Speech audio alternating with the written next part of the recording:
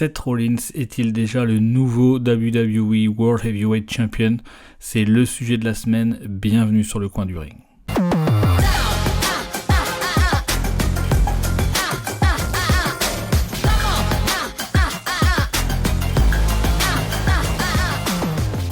Salut à tous, c'est Biff et bienvenue sur le coin du ring pour le sujet de la semaine. Juste avant de commencer, je vous encourage à aller écouter le podcast qui est sorti cette semaine où on parle de Backlash, du draft et du nouveau WWE World Heavyweight Championship. On débat un petit peu de tout ça avec un léger aparté sur la AEW, donc n'hésitez pas à l'écouter, le podcast dispo sur YouTube et sur toutes les plateformes de podcast.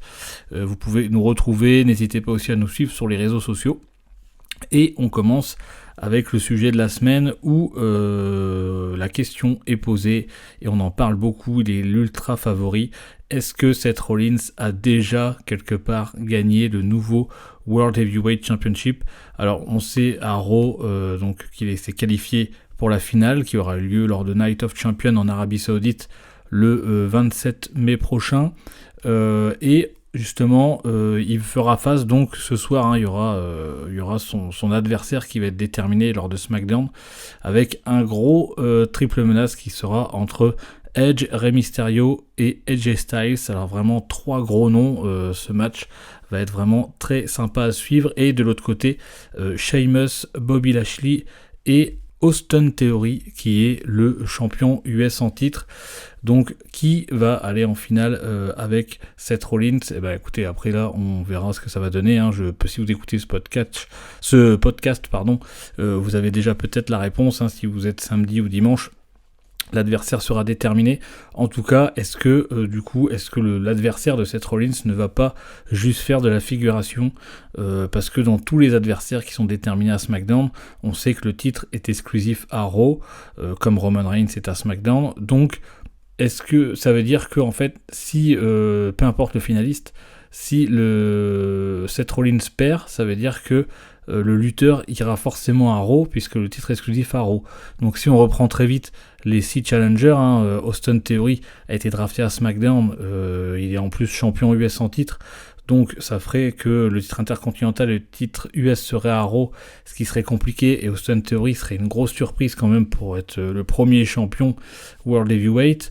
Sheamus, il est donc à SmackDown avec les Brooklyn Brutes, donc ça serait quand même compliqué qu'il laisse l'équipe toute seule. Je pense que Butch et son partenaire, je sais plus son nom, j'ai un trou de mémoire, je pense que tous les deux ça serait un peu juste de les laisser à SmackDown. Je pense qu'ils ont besoin de Sheamus pour être un peu mis en avant, pour être pushé vers l'avant. Si on prend Bobby Lashley est aussi drafté à SmackDown et il est effectivement, il a déjà eu sa chance plusieurs fois, donc ça serait quand même assez bizarre qu'il gagne le titre. Et de l'autre côté, Edge, pareil, vient d'être drafté à SmackDown. Alors c'est vrai que Edge il y aurait que Edge qui pourrait mettre le doute. Voilà, si c'est un Seth Rollins Edge, parce que Edge n'a pas de clan derrière lui, il a été, ça reste une légende, donc il pourrait très bien repartir à Raw. C'est vraiment le seul lutteur qui me fait douter, puisque AJ Styles vient d'être drafté et a fait son retour à SmackDown et il est avec The aussi, donc ça serait quand même bizarre qu'il laisse ses partenaires derrière lui. Et Rey Mysterio pareil avec la LWO, je pense que ça tourne très très bien avec la LWO. J'aime beaucoup son rôle en tant que leader du clan. Donc ça serait quand même compliqué qu'il laisse la LWO et Santos Escobar tout seul et repartir à Raw. Donc est-ce que vraiment on a vraiment l'impression que Seth Rollins est déjà un champion tout désigné? Et c'est un petit peu dommage puisque